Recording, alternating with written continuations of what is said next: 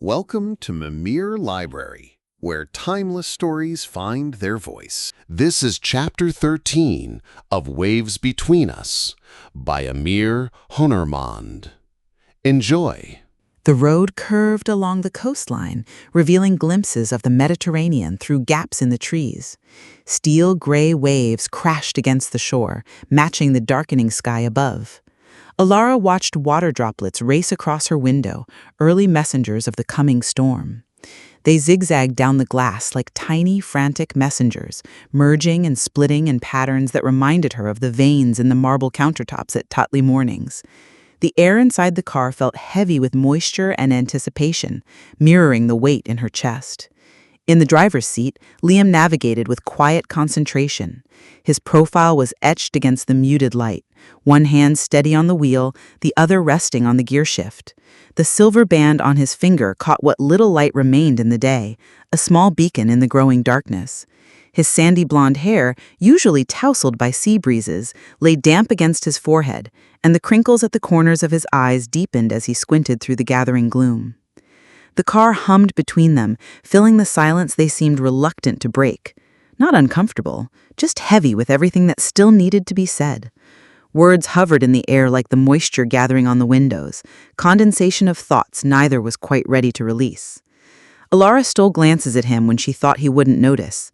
The soft curve of his mouth, the slight furrow between his brows, the way his eyes tracked the road ahead, searching for something beyond the asphalt and fading daylight. She noticed how his hands, those photographer's hands that capture beauty so effortlessly, gripped the wheel with a gentle confidence that made her feel safe despite the brewing tempest outside.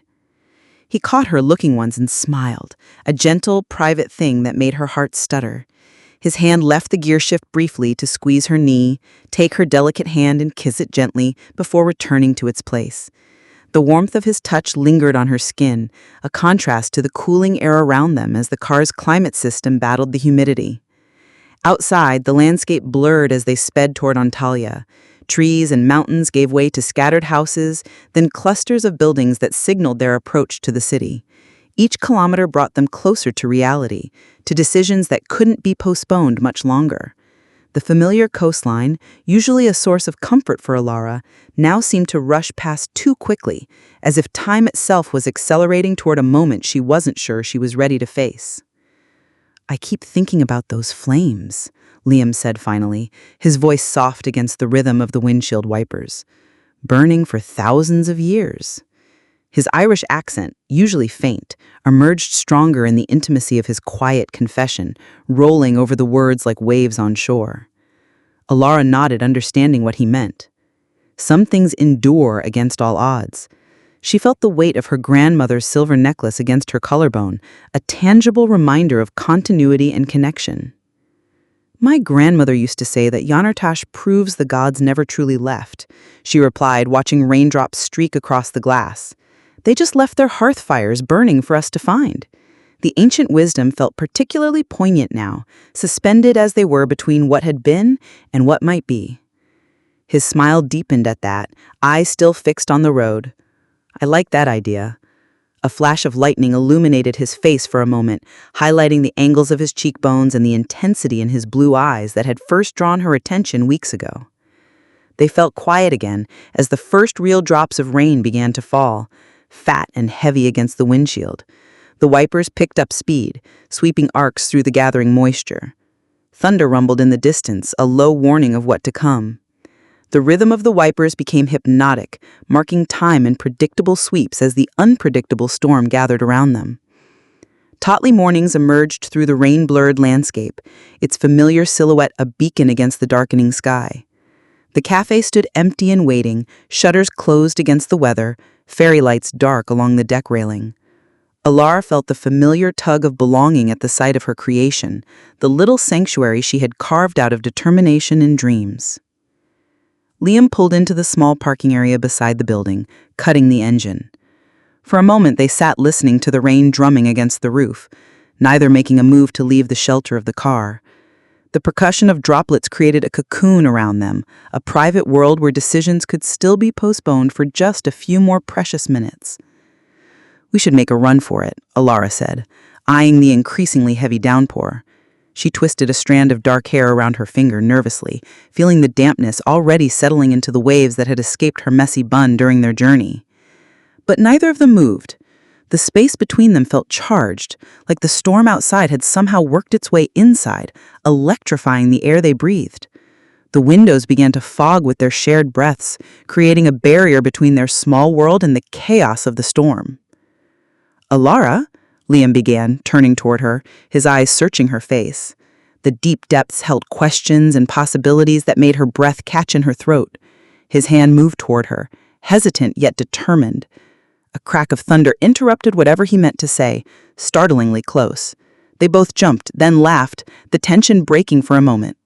The sound of their shared laughter filled the car, a bright counterpoint to the darkening world outside.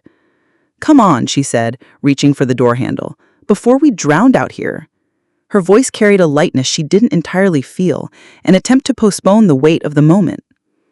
They made a dash for the covered porch, rain soaking through their clothes in seconds. By the time they reached shelter, Alara's hair was plastered to her face, and Liam's shirt clung to his shoulders like a second skin. The sudden cold of the rain against her sun-warmed skin sent a shiver through her body, goosebumps rising on her olive arms.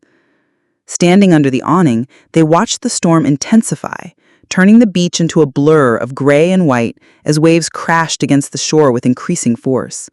The world had narrowed to just this: the sound of rain, the smell of wet wood and salt, and the heat of Liam's presence beside her. Droplets clung to his eyelashes and traced paths down his face that Alara found herself wanting to follow with her fingertips. Alara fumbled with her keys, suddenly aware of how the wet fabric of her dress clung to every curve. Her usually nimble fingers felt clumsy, distracted by the nearness of him and the electricity that seemed to crackle between them with each flash of lightning. The familiar weight of the keys grounded her somewhat, a tangible connection to her everyday reality. The door swung open, revealing the darkened interior of Tötley Mornings, familiar yet somehow changed in the storm-filtered light.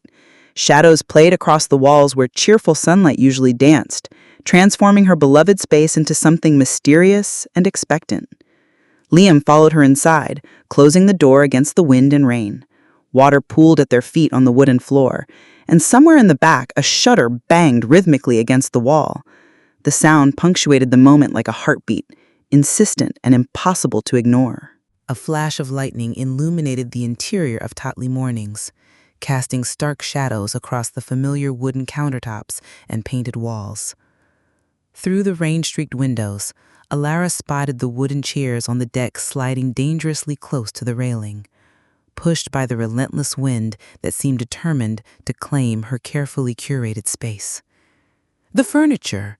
She bolted toward the door, maternal instinct kicking in for the cafe she'd built with her own hands.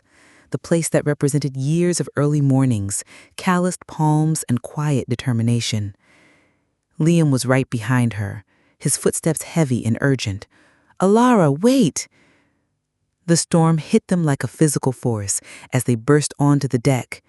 Rain slashed sideways, soaking them instantly, cold droplets finding every exposed inch of skin. The wind tore at their clothes with greedy fingers, whipping Alara's hair across her face in wet, stinging tendrils as she lunged for a chair that was skidding toward the steps, its wooden legs scraping against the deck. "Grab that table," she shouted over the storm's roar, pointing to where her favorite mosaic-top table, the one she'd spent weeks creating with bits of colored glass and ceramic, threatened to topple. Each piece represented a memory, a fragment of her journey, and she couldn't bear to see it destroyed. They worked frantically, wrestling furniture into the storage shed, hands slipping on wet surfaces, shoulders pressed together against the wind that seemed determined to push them back. Alara's fingers grew numb with cold as she gripped chair after chair. A deck umbrella broke free from its stand with a splintering crack, and Liam dove across the slippery boards to catch it before it sailed into the darkness, his body stretching in one fluid motion that spoke of instinct rather than thought. By the time they secured everything, they were drenched to the bone, clothing transformed into second skins. Alara's dress clung to every curve and hollow, the light cotton now heavy and transparent. Her hair had escaped its usual messy bun completely, plastered to her neck and shoulders like dark seaweed. Liam's shirt had become a translucent layer that revealed the defined contours of his chest, water running in rivulets down his arms and dripping from his fingertips. Back inside, they stood dripping on the floor, creating expanding puddles on the worn wooden planks, breathing hard from exertion and adrenaline. Water pooled around their feet, reflecting the occasional flash of lightning, and somewhere in the distance, thunder rolled across the sky like drums announcing something momentous. Alara pushed wet hair from her face with trembling fingers and laughed, a nervous, slightly hysterical sound that didn't quite mask the emotion building beneath her. "Well, that was exciting," she said, trying to inject lightness into her voice that didn't reach her eyes. As if they could just shake Chirali off like rainwater from their skin. As if they could pretend their hearts weren't racing for more than just the sprint across the deck. As if the eternal flames they'd witnessed hadn't changed something fundamental between them. She moved toward the kitchen, leaving wet footprints on the wooden planks that marked her path like breadcrumbs. "I'll get some towels." The words came out steadier than she felt, a small miracle. The familiar motions of finding towels in the linen cabinet, of being practical and efficient, steadied her hands, but did nothing to calm the storm inside her chest. Something was building within her, a pressure that had started in Chirali beneath the impossible flames, intensified during their silent drive along the coastal road, and now threatened to crack her carefully constructed walls. When she returned to the main room, Liam was standing exactly where she'd left him, water still dripping from his clothes to form a small lake around his feet, his eyes fixed on her with an intensity that made her breath catch in her throat. He hadn't moved an inch, as though waiting for permission or perhaps gathering courage. "Here." She handed him a towel, then turned away quickly, rubbing her hair vigorously with her own towel, needing the distraction, the barrier between them, however flimsy. "Alara." She kept her back to him, running the towel over her arms with unnecessary force, focusing on the sensation of fabric against skin. "I'll make some tea. There's ginger and honey in the pantry." "Alara, look at me." His voice was soft but unwavering, a lighthouse beam cutting through fog. She stopped, towel clutched in her hands like a shield. The storm outside seemed to pause with her, holding its breath in anticipation. Even the persistent rattling of the shutter fell silent. When she turned, her face was wet from more than rain, tears mingling with droplets that traced paths down her cheeks. "I'm falling in love with you, and it terrifies me." The words rushed out, raw and unfiltered, stripped of the careful guard she placed around her heart since that summer years ago. Her voice cracked on the last word, revealing the depth of her fear. "You were always going to leave. I told myself not to need anything from you. But I do. I need this. I need you." The confession hung between them naked and vulnerable, stripped of artifice or calculation. This wasn't about desire. They'd already shared that intimacy under the starlit sky of Chirali. This was her soul, exposed and trembling, offered up despite every instinct that screamed for self-protection. Liam crossed the space between them, not with the urgency of passion, but with the deliberate steps of a man who had made a decision that would alter the course of his life. Water dripped from his clothes, marking each step with quiet determination. Mete talked to me. He made me look in the mirror for the first time in years, made me see the pattern I've been living. He reached for her hands, taking them in his warm despite the chill of the rain. Chirali wasn't a fling for me. It was the first time I wanted to stay. The first time I looked at a sunset and thought about tomorrow's sunrise, and the one after that. His thumbs traced circles on her palms, small orbits of comfort, his eyes never leaving hers, blue and steady as the sea on a calm day. "I don't have all the answers, but I don't want to find them without you." The simple truth of it resonated in the space between heartbeats. Tears spilled down her cheeks, mingling with the rainwater that still clung to her skin. "Don't make me hope unless you mean it." Her voice was barely audible above the storm, weighted with the history of a heart once broken and carefully mended. He touched her face, brushing away a tear with his thumb, the gesture achingly tender. "I mean it. I didn't know how to before, but I do now." When they kissed, it wasn't to ignite something new. It was to hold what had already been built, fragile yet stronger than either of them had dared to believe. His lips tasted of rain and promise, of choices made and journeys beginning. Outside, the storm raged on, wind and water battering the walls of Tatli mornings. But inside, something wild and precious had finally found shelter. Morning light filtered through the sheer curtains of Alara's apartment, casting the small balcony in a gentle glow that seemed to wash away the previous night's storm. The air smelled clean and new, like the world had been scrubbed raw and left to dry in the gentle Mediterranean breeze. Alara curled her fingers around her teacup, savoring its warmth against her palms as she looked out over the impossibly still sea. Beside her, Liam sat in a matching bathrobe, his hair still damp from the shower, golden in the morning light. Their knees touched under the small table, a casual intimacy that felt both new and familiar. The silence between them wasn't awkward, but contemplative, filled with the weight of possibility rather than uncertainty. A rainbow arced faintly over the distant mountains, its colors barely visible against the brightening sky. Alara watched it, thinking how rainbows were such fleeting things, present only in that perfect moment between storm and clear skies. Just yesterday, she might have seen it as a metaphor for what they shared. Beautiful, temporary, destined to fade. Today, she wasn't so sure. "Look," Liam said softly, nodding toward the horizon. "Nature's way of saying sorry for nearly destroying your cafe." Alara smiled, remembering their frantic dash to save her furniture. "I think we earned that rainbow." "So," she said finally, her voice steady despite the flutter in her chest, "what now?" The question hung between them, not accusatory or fearful, but practical. She'd spent too many years building something real to live in fantasy now. Liam set down his cup, his eyes finding hers with a clarity that hadn't been there before Chirali. "He's been thinking about that European photography residency. It's based in Lisbon." His voice gained momentum as he continued. "It's competitive, but my portfolio is strong. It would mean a home base for at least 2 years. Regular work, a community, roots."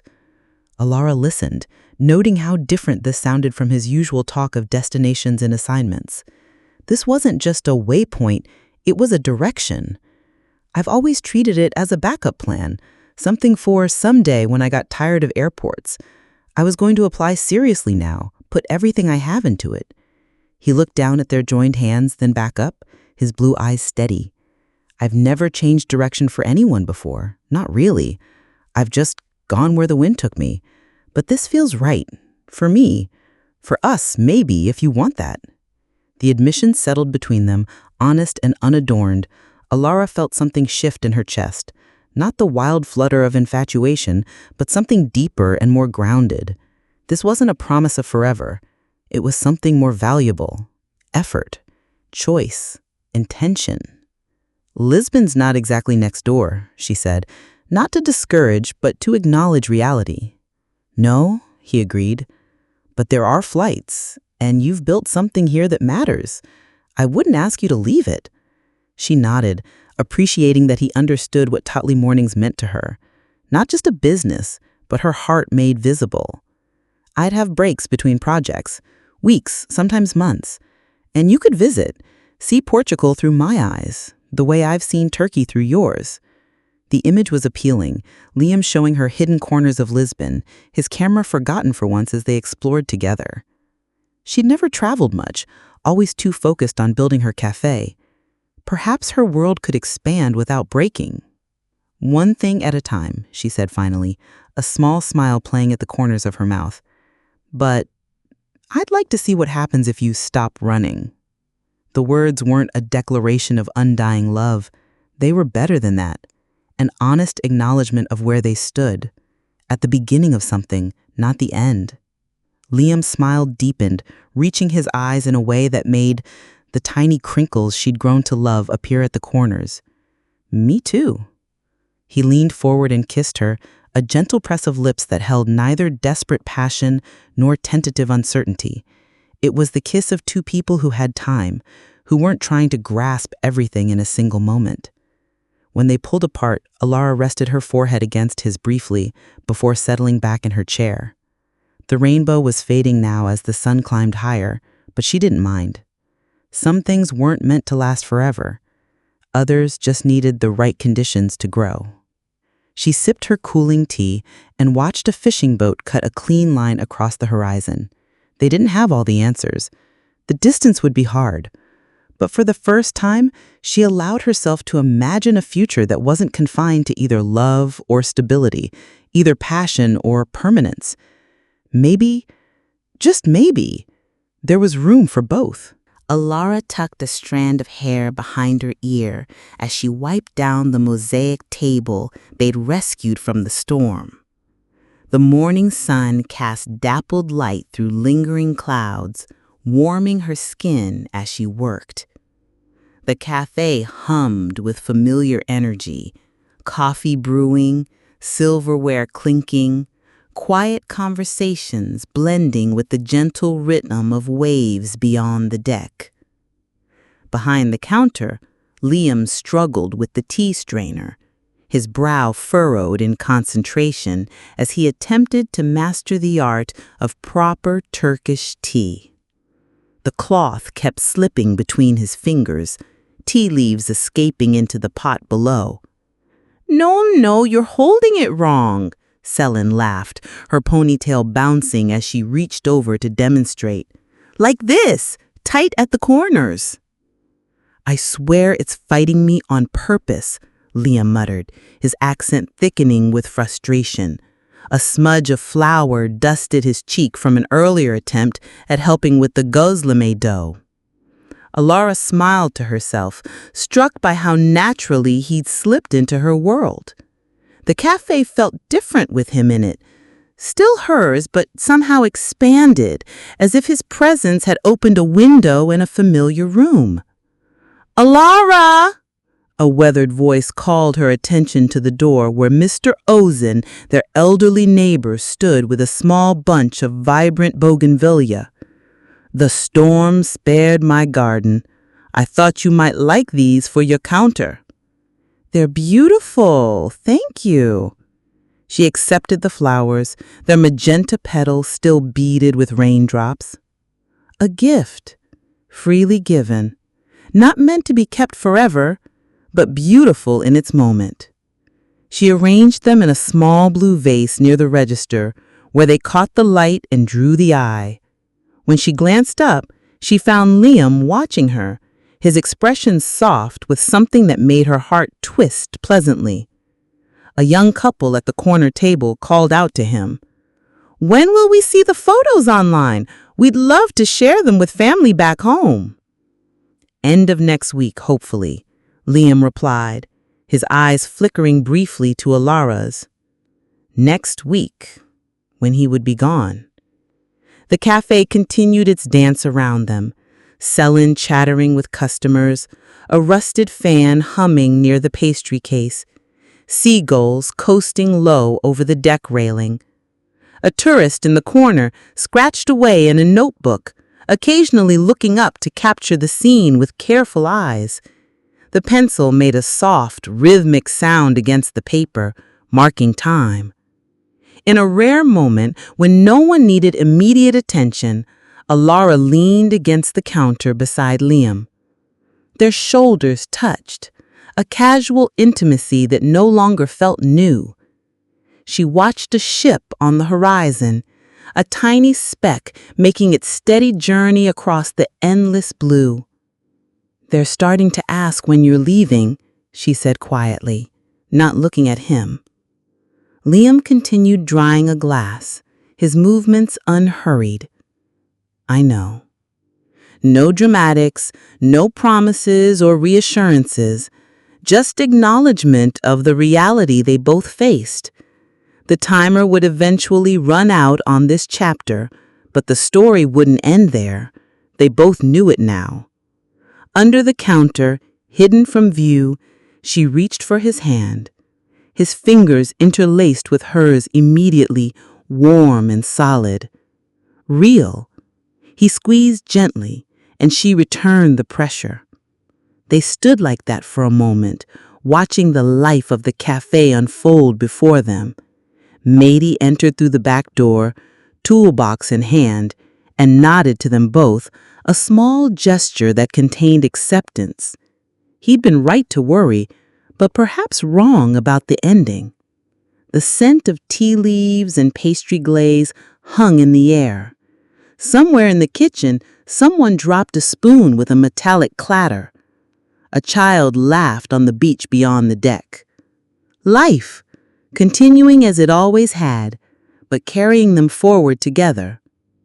The wind picked up slightly, lifting a napkin from the counter and tossing it toward the sea. Neither of them moved to catch it. Some things, Alara thought, are meant to be let go of, and some are meant to find their way back. The story ends here, but the library is always open. Subscribe for more free audiobooks.